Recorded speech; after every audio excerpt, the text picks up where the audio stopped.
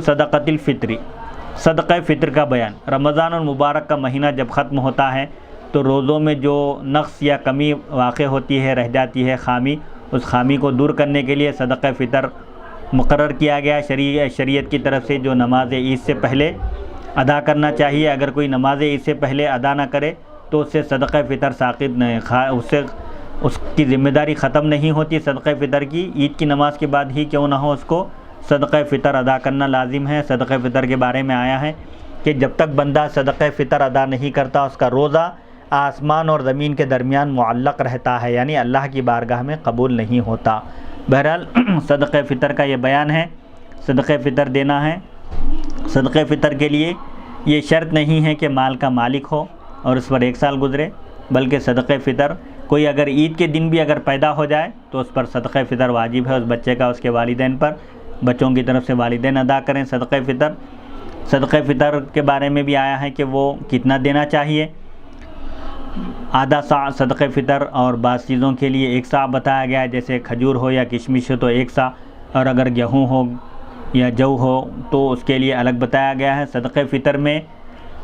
گیہوں بھی دے سکتے ہیں، گیہوں دینے سے افضل آٹا دینا ہے، آٹا دینے سے افضل قیمت دینا ہے، کیونکہ قیمت دینے کی صورت میں غریب کی جو بھی ضرورت ہوگی وہ اپنے حساب سے اس ضرورت کی تکمیل کر لے گا۔ حدیث نمبر 283، حدثنی زید بن علی عن ابیہ عن جدیہ عن علی رضی اللہ عنہ قال قال رسول اللہ صلی اللہ علیہ وسلم صدقۃ الفطر علی المرء المسلم یخرجها عن نفسه وعمن هو في عیاله صغیرا کان او کبیرا ذکرا او انثى حرا کان او عبدا نصف صاع من بر او صاع من تمر او صاع من شعیر۔ حضرت علی رضی اللہ عنہ بیان کرتے ہیں نبی اکرم صلی اللہ علیہ وسلم نے ارشاد فرمایا، صدقہ فطر کا ادا کرنا ہر مسلمان شخص پر لازم ہے۔ یہ اس کی اپنی ذات کی طرف سے اور اپنے زیر کفالت، یعنی اس کے انڈر میں جو لوگ ہیں، پرورش پا رہے ہیں، ان لوگوں کی طرف سے نکالے گا، خواہ وہ چھوٹے ہوں یا بڑے ہوں، میل ہوں یا فیمیل ہوں، یعنی مذکر ہوں یا مؤنث، یعنی بچے ہوں یا بچیاں ہوں، غلام ہوں یا آزاد ہوں، اس کے زیر کفالت ہو، اس کی نگرانی میں ہوں، اس کی پرورش میں ہوں، تو ان سب کی طرف سے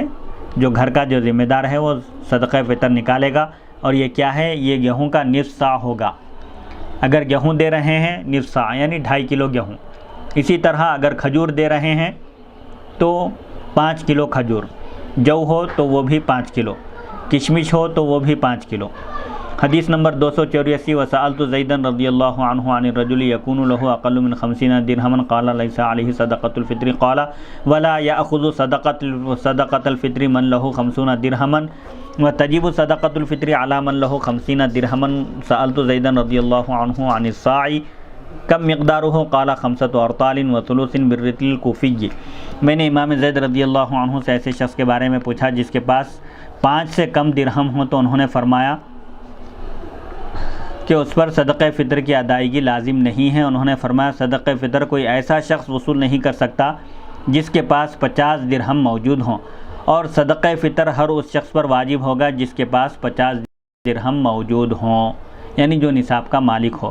میں نے امام زید رضی اللہ عنہ سے صاع کے بارے میں پوچھا کہ اگر گیہوں ہو تو آدھا صاع، اور کھجور اور کشمش ہو تو 1 صاع، تو صاع کی مقدار کیا ہے؟ تو آپ نے فرمایا کہ کوفہ کے رطل کے حساب سے 5 رطل اور 1/3 رطل ہوگی، یعنی اب موجودہ زمانے میں اگر کوئی آدھا صاع گیہوں اگر دے رہا ہے تو علماء کا اس میں اختلاف ہے، بعض 1.25 کلو کہتے ہیں آدھا صاع کو، اور بعض 2.5 کلو کہتے ہیں۔ بہرحال اس میں غریب کا جس میں زیادہ فائدہ ہو سکتا ہے